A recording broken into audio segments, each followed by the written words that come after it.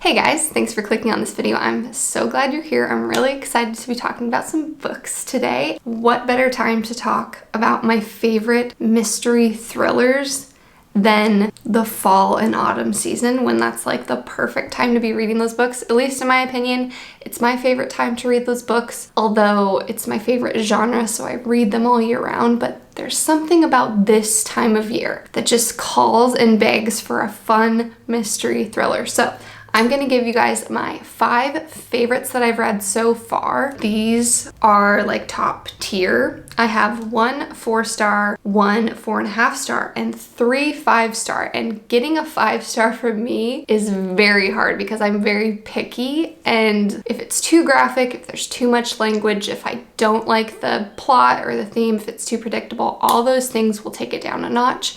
So I feel like it's really hard to get a perfect 5-star, but I have 3 of them to share with you and some other very close contenders. I will say with thrillers, you don't want to know too much about the story, so I'm just going to give brief descriptions of them because you really want to kind of go in not knowing very much. That makes the reading a lot more enjoyable and keeps you guessing for a little bit longer. So my first one at number 5, because we are going to go in order of how I ranked them.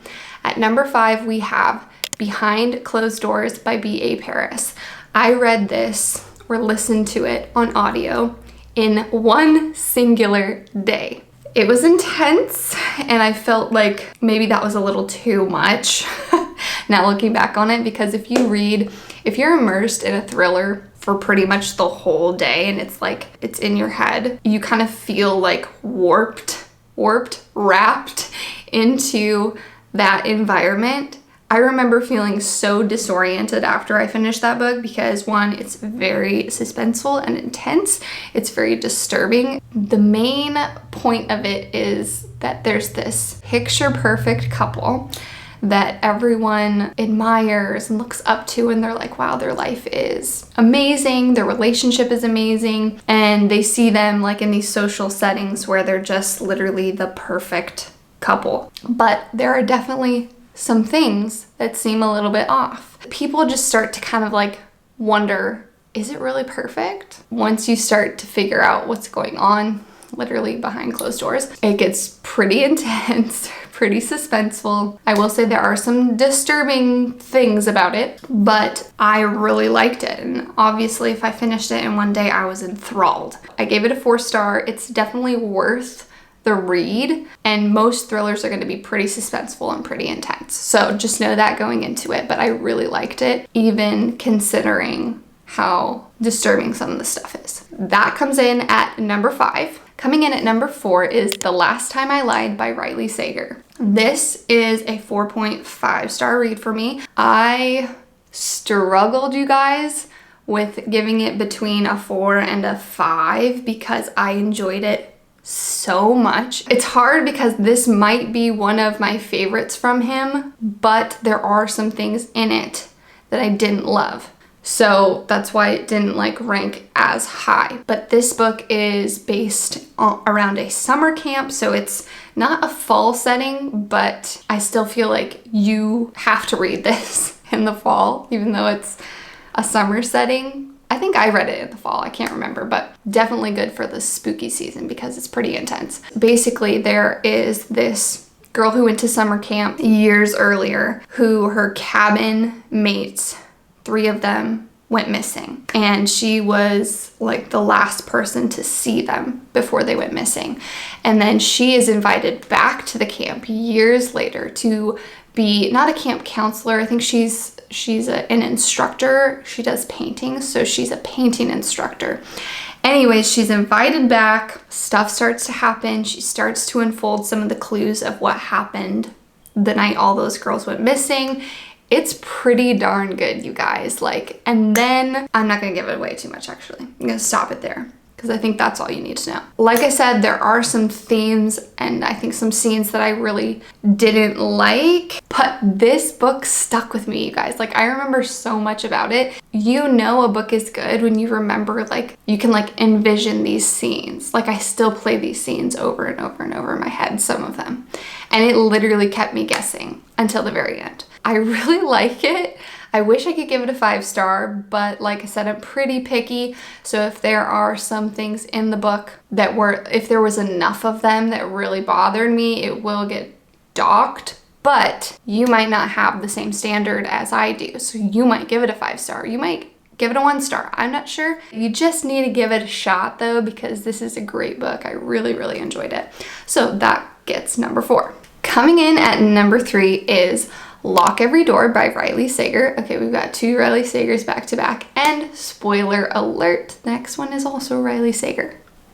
Okay, anyways, this one is Lock Every Door. This was actually the very first thriller I ever read. So I was pretty strictly just a mystery gal, like Agatha Christie, Sherlock Holmes, cozy, atmospheric mysteries. And don't get me wrong, I still love a good mystery. It's cozy, but it's not as intense, okay? Once I read this, since it was my first thriller, I was like, what have I been missing, you guys? It was like so much more suspenseful. It had so much more intrigue, but it also had so much more on the line. Like there were scenes that were like, so like, oh my gosh, I'm nervous for the main character, or I'm nervous for the side character. I'm nervous, like what's going on? Like I'm nervous for them. In a mystery, you don't typically get much of that. You might get a couple scenes, but in thrillers, you get them a lot. And I was really, really enjoying it. So this one is about this prestigious old apartment building, and a girl, I can't remember her name,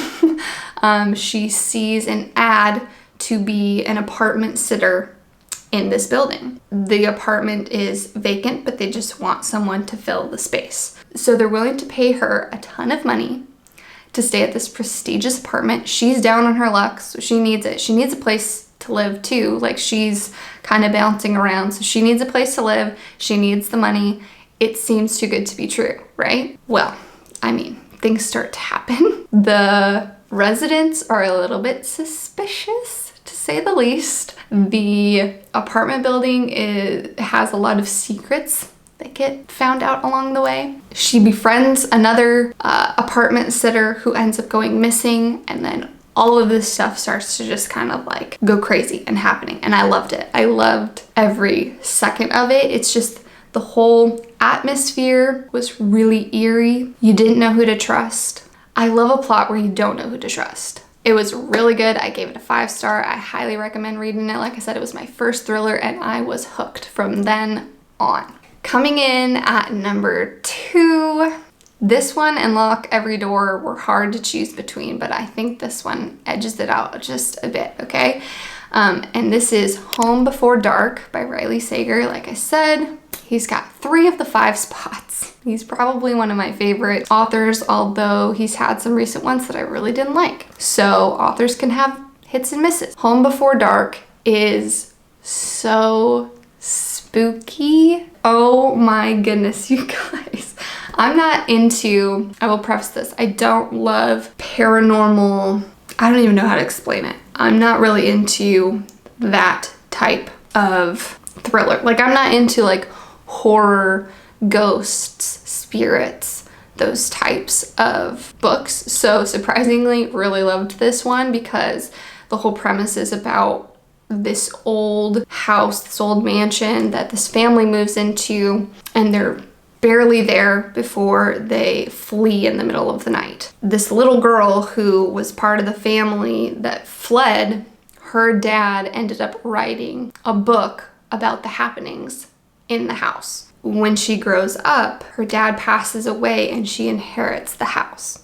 Okay, and so there's just a lot of spooky stuff she knows from his book that happened in that house, but she goes back to flip it because she's a renovator, I believe, or a decorator or something. She's going to restore it. But then she starts to see all of these things that tie into the stories that her dad told in the book, and it's creepy, guys. There were some scenes that had like goose bumps all over my body. I remember telling Nick, my husband, about one of the scenes, and I was like, this is so creepy.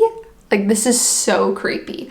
Literally, trust me, you will love how Riley Sager wraps this up. He wrapped up The Last Time I Lied, lock every door, and this book so well. Definitely give that one a shot. I gave it a 5-star. It is really, really good. Now, the moment we've all been waiting for, my #1 favorite thriller to date of all time. I cannot stop thinking about this book and how amazing it is. I definitely need to read it again. And that is The Silent Patient by Alex Michaelides, or however you say his last name. I think it's Michaelides, Michelangelo. I've always said Michaelides. Anyways, my praise could not be higher for this book. So Nick ended up reading this book after my recommendation. He audibly gasped during like the big reveal or the big plot twist or whatever. Because this plot twist, y'all, is so iconic. I cannot ever feel that way again with another book. I just don't think that another book could do a twist like this book did the twist. You need to go in with not knowing very much. So what you do know is that The Silent Patient is about this woman who killed her husband and has remained silent ever since. And this, is he a psychiatrist, or he comes in to basically the mental ward to try and get her to talk, to try and get her to confess, to try and get her to say anything about the night that happened. That's all I'm gonna say, because literally that's all you need to know. If you have not read this book, I swear you are missing out on just that like boom moment. I hope I'm not hyping it up too much, but like if you're anything like me, I've read a lot of mystery and I did not ever see this twist. As far as other people who have read this book, I have yet to find someone who actually predicted what happened. The thing is, read this book, let it happen, get immersed in the story, and when the twist comes, if you're anything like me, your mind will be blown in the best way possible. Like, I love being fooled at the end of the book and just everything coming together and you just being like, oh my gosh. I had that moment with this book. I don't think any other book is going to give me that moment that this book did. So I highly recommend that one. 5 star for sure. It is by far the best book I've ever read in this genre. So take that for what it is. That wraps it up. Those are my top 5 favorite thrillers, ones you have to read this fall that I think you're gonna love. Let me know if you have read any of them. Let me know what you thought, and let me know if you're going to read any of them. Thank you so much for watching this video. Happy reading, and I will see you in my next video.